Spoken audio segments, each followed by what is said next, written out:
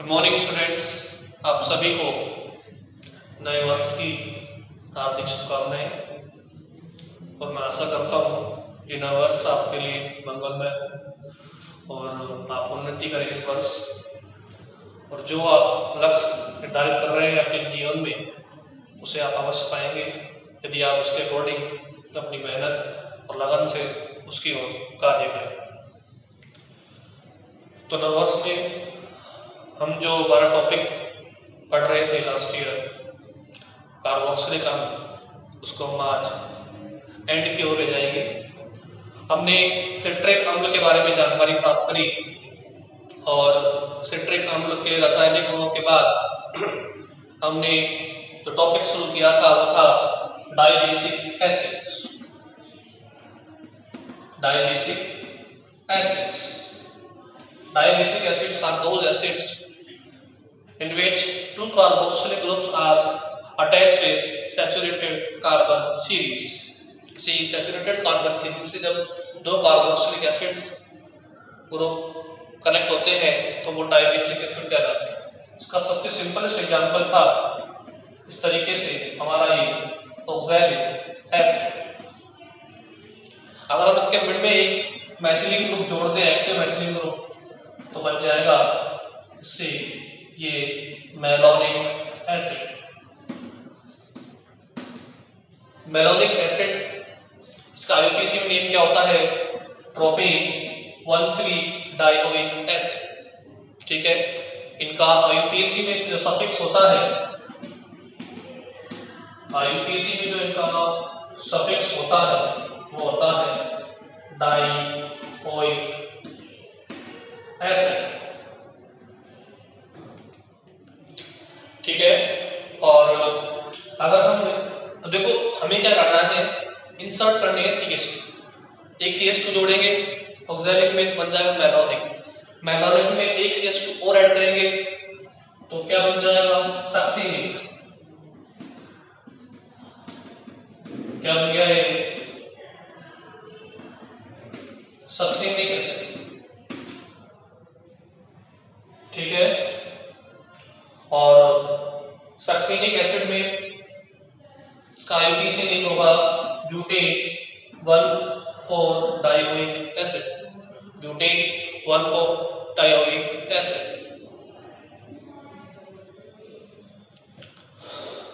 Common name succinic acid.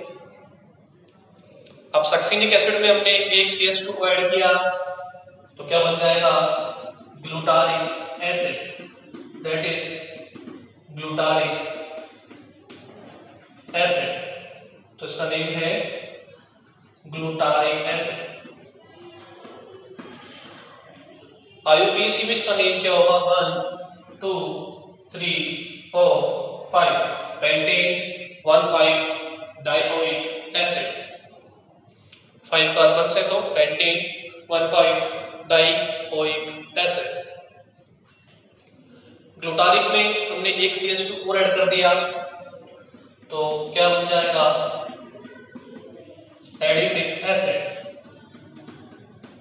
तो ये बन गया adipic acid.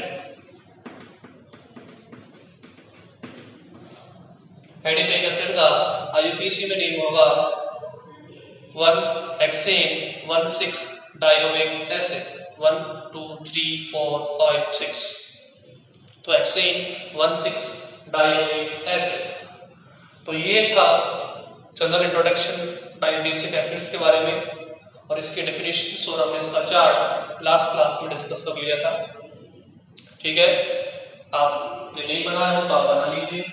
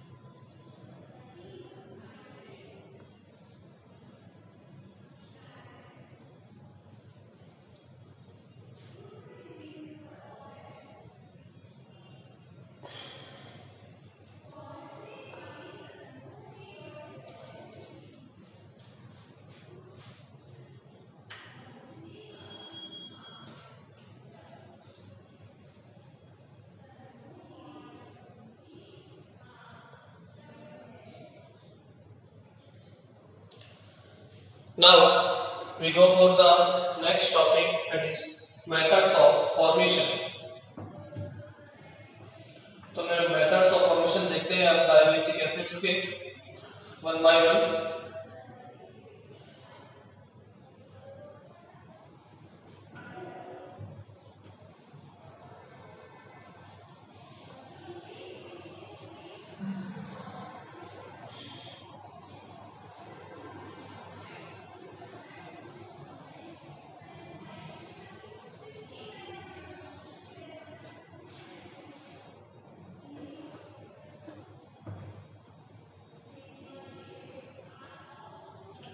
So methods of formation.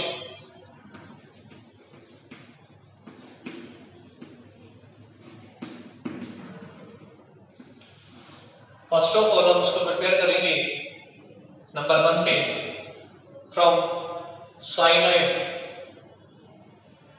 Synthesis. Cyanide synthesis. देखिए कोई भी हेलो एसिड का जब हम रिएक्शन कराएंगे KCl से तो वो साइनाइड में कन्वर्ट हो जाएगा और उस साइनाइड के एसिडिक हाइड्रोलाइसिस से हम डायबेसिक एसिड ऑब्टेन कर सकते हैं. तो हमने एग्जांपल लिया ये क्लोरो एसिटिक एसिड का, that is chloro acetic acid. When it react with potassium cyanide तो क्या होगा, यहाँ से ये KCl का रिमूवल होगा और ये साइनाइड Cl को रिप्लेस कर देगा. हमें मिल जाएगा साइनो एसिटिक एसिड. अब इस साइनाइड का हम कराएंगे एसिडिक हाइड्रोलाइसिस. तो आपको पता है एसिडिक हाइड्रोलाइसिस से साइनाइड ग्रुप कन्वर्ट हो जाता है एसिड ग्रुप में. तो Cl ग्रुप COOH ग्रुप में कन्वर्ट हो जाएगा और हमें मिलेगा इस तरीके से ये मैलोनिक एसिड. ठीक है, ये क्या है, मैलोनिक एसिड.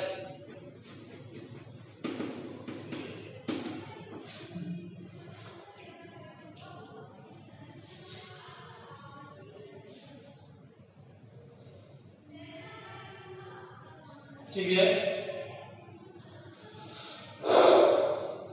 तो देखिए alpha acids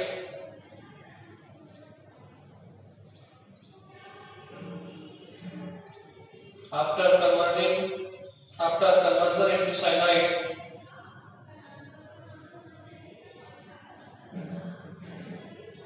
alpha halo acids after conversion into cyanide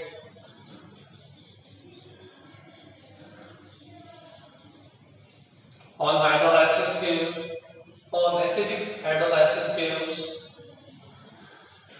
diabasic acids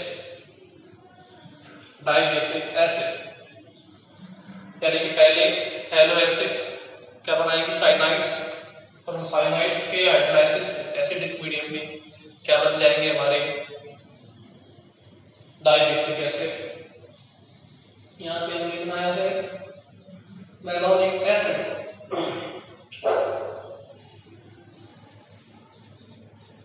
reaction note कर लीजिए.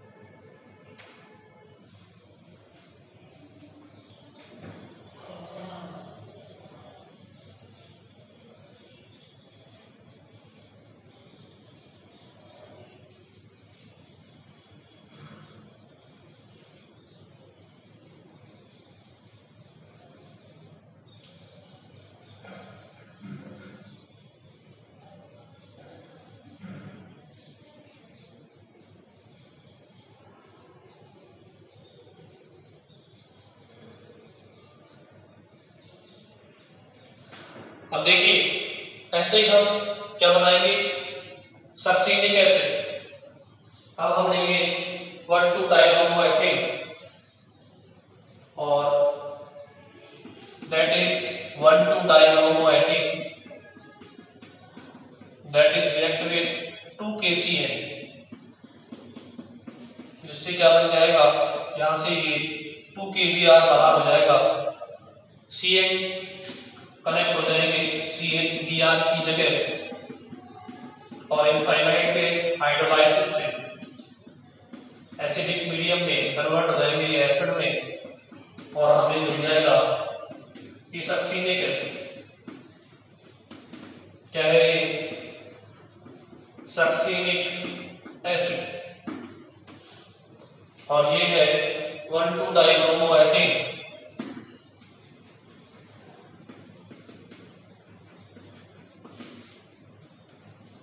नोट कर लीजिए इसे।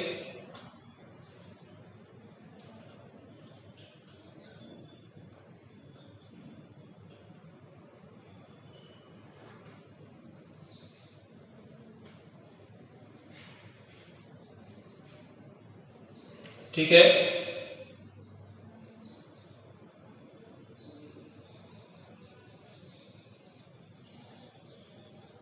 तो ऐसे कन्वर्जन हो जाएगा इनका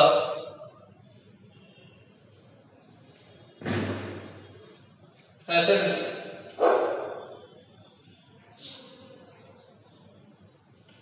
अब हम नेक्स्ट रिएक्शन देखते हैं, फ्रॉम ऑक्सीडेशन ऑफ ग्लाइकोल्स। तो सेकेंड रिएक्शन है oxidation of glycols by oxidation of glycols।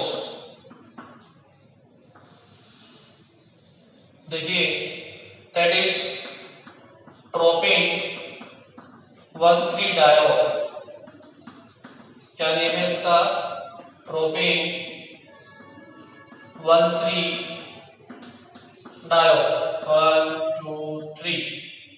इसका ऑक्सीडेशन होगा, या तो हम काम में लेंगे स्टोराइजिंग एजेंट के लिए कंसंट्रेटेड HNO3 या फिर K2Cr2O7 पोटेशियम डाइक्रोमेट। तो ये क्या करता है, एल्कोहल्स को, ये प्राइमरी एल्कोहल्स है, इन दोनों का ऑक्सीडेशन आपको पता है, प्राइमरी एल्कोहल्स का जो ऑक्सीडेशन होगा तो उससे क्या बनते हैं, एल्डिहाइड्स। यहाँ से एक H, यहाँ से एक H, H2O बाहर आ जाएगा, क्या बन जाएगा, एल्डिहाइड। ऐसे यहाँ पर भी H2O बाहर निकल जाएगा, क्या बन जाएगा, एल्डिहाइड। क्योंकि आपको पता है प्राइमरी एल्कोहल ऑक्सीडेशन पे एल्डिहाइड में कन्वर्ट होते हैं, तो यहाँ भी CHO और यहाँ भी CHO, क्या बन जाएगा, CH2CHO CH2CH। अब ये स्ट्रॉन्ग ऑक्सीडाइजिंग एजेंट है, ये एल्डिहाइड को भी फर्दर ऑक्सीडाइज कर देंगे। इसके अंदर आपको पता है एल्डिहाइड का ऑक्सीडेशन होता है एसिड में, तो दोनों एल्डिहाइड ग्रुप एसिड ग्रुप में ऑक्सीडाइज हो जाएंगे और हमें क्या मिल जाएगा, malonic acid.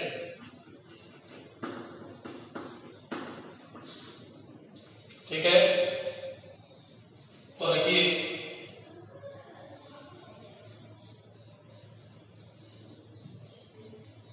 by oxidation with nitric acid and acidic dichromate solution,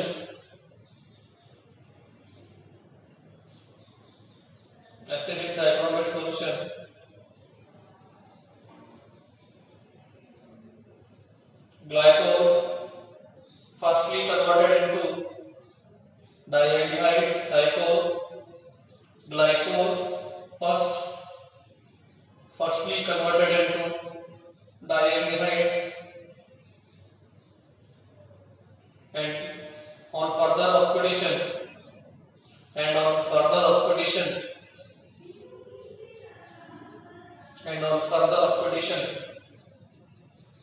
oxidizing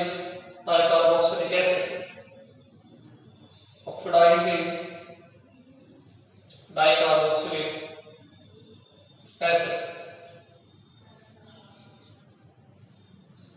ठीक है, अब ये रिएक्शन नोट कर लो कैसे, ये प्रोपेन 1,3-डायोल जो कि ग्लाइकोल होता है कन्वर्ट होता है मैलोनिक एसिड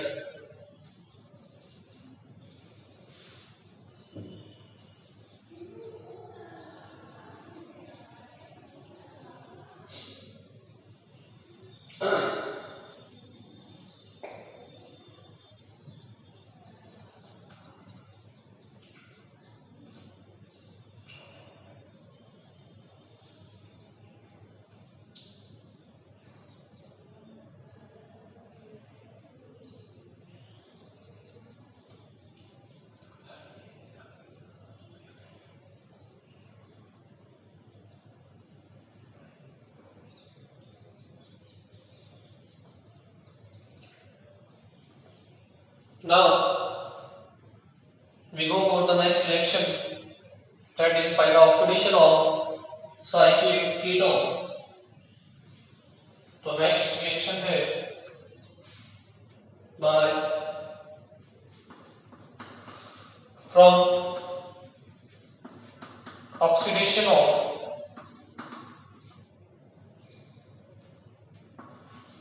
साइक्लिक कीटोन।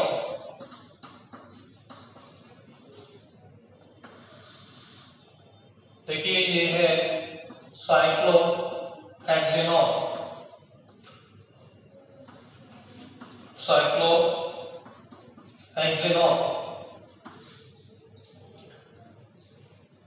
इसका ऑक्सीडेशन होगा कंसंट्रेटेड HNO3 से, तो CC बॉन्ड क्लीवेज होता है, इधर भी एसिड इधर भी एसिड, ठीक है। CC बॉन्ड ब्रेक होगा। अब जितने ऑक्सीजन चाहिए यहाँ से मिल जाएंगे, H यहाँ से मिल जाएगा, यहाँ पे CH2 है, ये जब बॉन्ड ब्रेक होगा CC बॉन्ड ब्रेक तो 2 H फ्री हो जाएंगे, इनमें से एक H तो इसके पास रहेगा, एसिड में काम आएगा, एक H को दे देंगे और 2 O इसको में एक O इसको यहाँ से मिल जाएगा, इसको 2 O यहाँ से मिल जाएंगे, तो जितने भी और रिक्वायर है इनको तो वो यहाँ से मिल जाएंगे ऑक्सीडाइजिंग एजेंट से, और ये भी एसिड में कन्वर्ट हो जाएगा, ये कार्बन भी, और ये कार्बन भी एसिड में कन्वर्ट हो जाएगा, तो हमको क्या मिल जाएगा 6 कार्बन थे इसमें, हमको मिल जाएगा ये एसिड है ना, ये CH2 CH2 CH2 CH2 और ये भी एसिड, तो ये एसिड CH2 CH2, ये CH2 और ये CH2 और ये एसिड, तो ये कन्वर्ट हो गया इसके अंदर एडिपिक एसिड के अंदर। तो कंसंट्रेटेड एसिड से क्या होगा, CC बॉन्ड क्लीवेज होगा, दोनों साइड क्या बन जाएंगे, डाइकार्बोक्सिलिक एसिड ग्रुप बन जाएगा, ठीक है। तो देखो ऑन ऑक्सीडेशन में, on oxidation of cyclic ketone, on oxidation of cyclic ketone with nitric acid,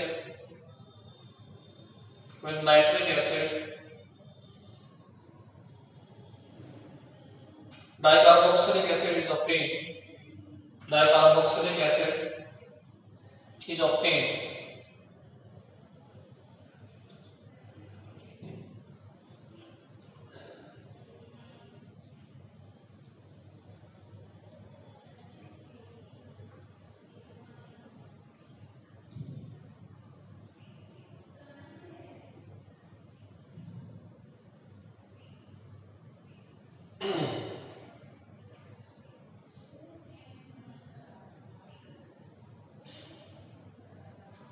ठीक है।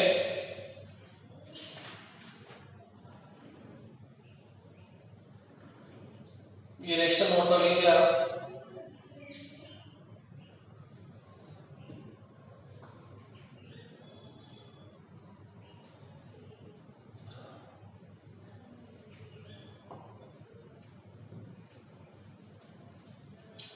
अब देखिए नेक्स्ट रिएक्शन देखते हैं, लास्ट रिएक्शन इसकी सिंथेसिस की, वो है फ्रॉम मैलिक एसिड के रिडक्शन से।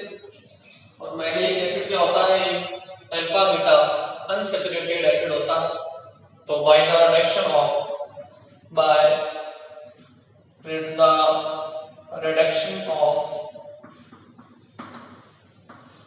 unsaturated acids, by the reduction of unsaturated acids,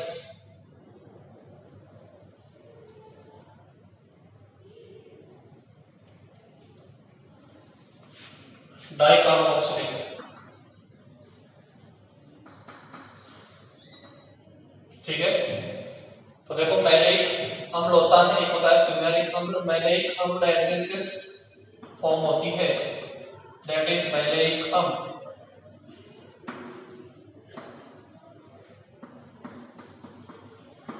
इसका कराएंगे रिडक्शन इन प्रेजेंस ऑफ निकल, तो एडिशन रिएक्शन होगी, एक पाई बॉन्ड ब्रेक होगा ये वाला, एक H इधर एक H इधर, ये मैलेइक एसिड रिड्यूस हो जाएगा सक्सिनिक एसिड। क्या बन जाएगा ये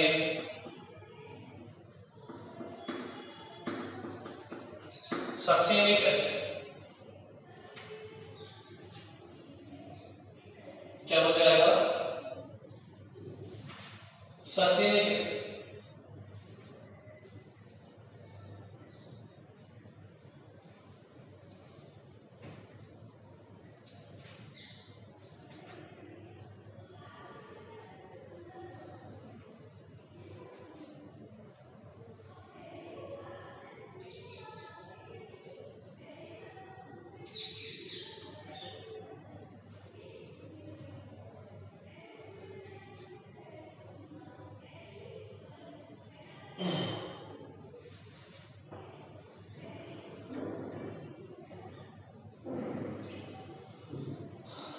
अब देखिए ये तो मेथड्स ऑफ फॉर्मेशन की हो गए आपके। अब नेक्स्ट है इनकी जनरल प्रॉपर्टीज। नेक्स्ट क्या है इनकी general properties.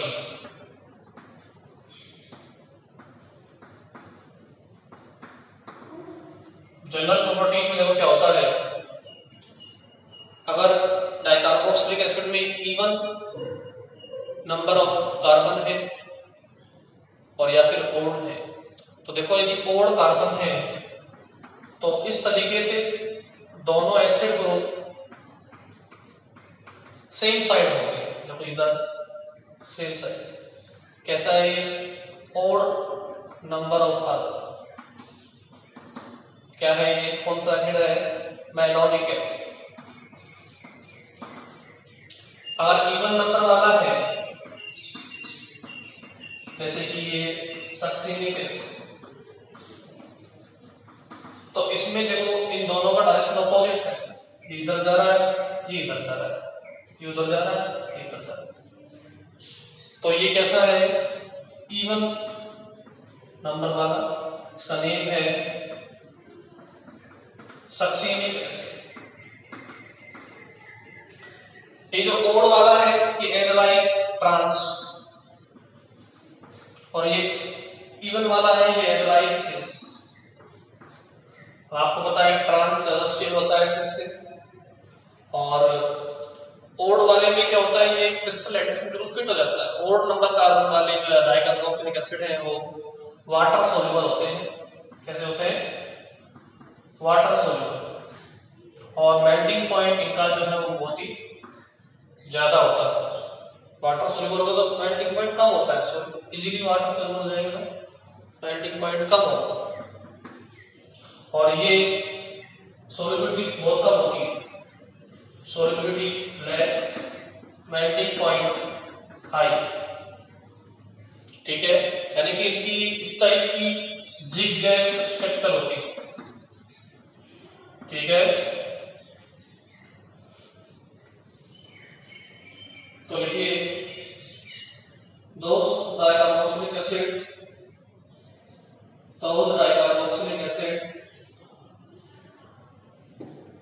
which has even number of carbon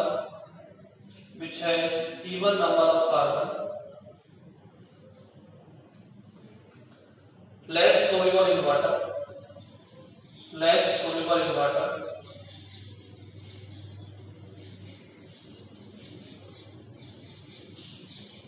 and having high melting point, less soluble in water and having high melting point, even though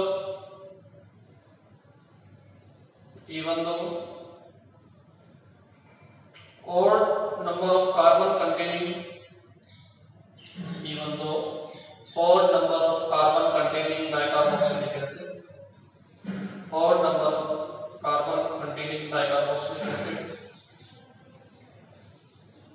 are water soluble and having less melting point,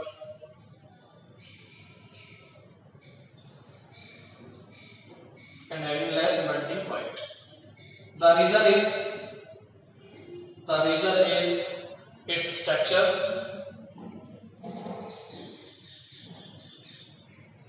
The reason is its structure. They have a zigzag structure.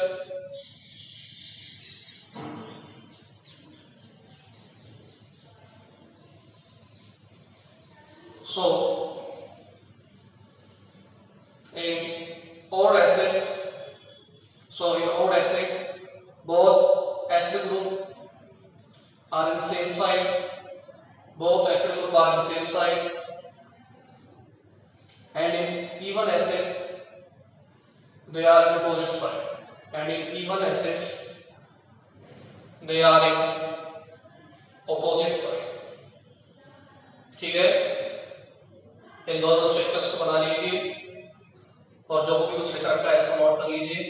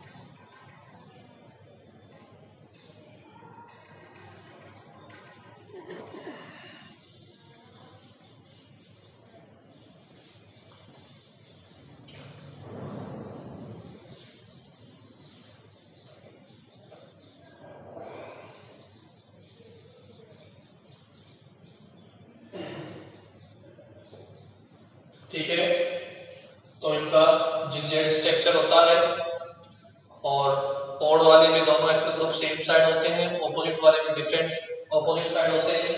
सो इनका melting point high होता है, इनका melting point लो होता है. ये more water soluble होते हैं, ये लेस वाटर सोल्यूबल होते हैं.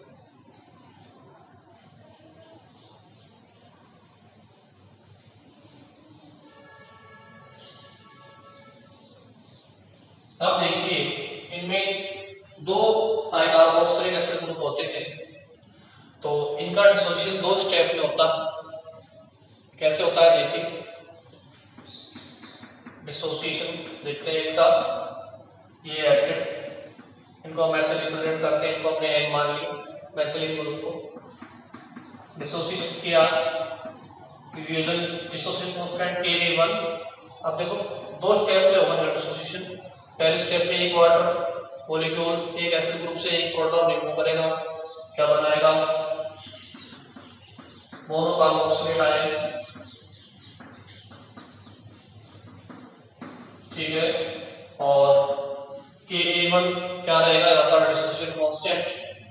फिर सेकंड स्टेप में ये मोनोकार्बोक्सिलेट आयन फिर करेगा रिएक्शन वाटर मॉलिक्यूल से, फिर प्रोटॉन रिमूव करेगा. अब सेकंड डिसोसिएशन कांस्टेंट और इस तरीके से ये डाइकार्बोक्सिलेट सॉल्ट में कन्वर्ट होगा. देखिए Ka1 की वैल्यू जो होती है वो ऑलवेज Ka2 से अधिक होती है और इनका जो एसिडिक स्ट्रेंथ है वो मॉलिक्यूलर वेट बढ़ने पर डिक्रीज होता है. तो एसिडिक स्ट्रेंथ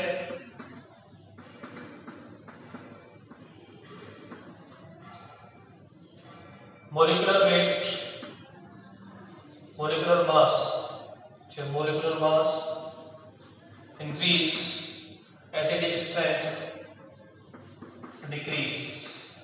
ठीक है, तो देखिए डाइकार्बोक्सिलिक एसिड है 2-COOH2, डाइकार्बोक्सिलिक एसिड है 2-COOH2. So they dissociate in two steps.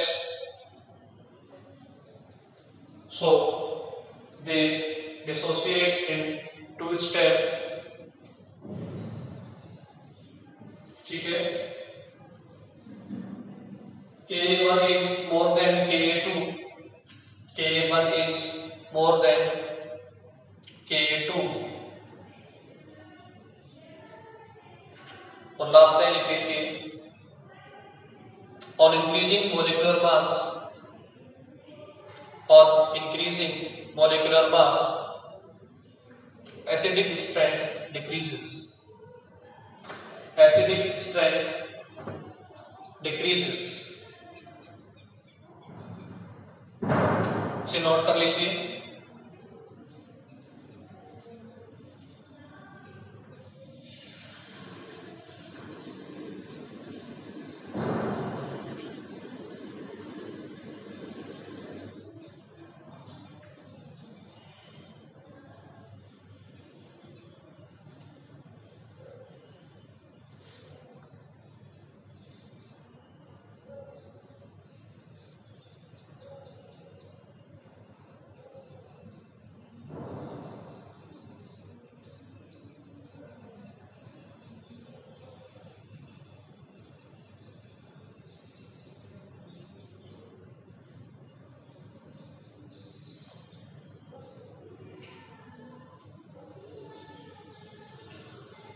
तो आज की क्लास में इतना ही, और इससे आगे हम नेक्स्ट क्लास में डिस्कस करेंगे। यहाँ क्लास नेक्स्ट क्लास में ये टॉपिक यहाँ पे खत्म हो जाएगा और ये यूनिट भी यहाँ पे खत्म हो जाएगी, फिर हम इसके क्वेश्चन डिस्कस करेंगे। ठीक है।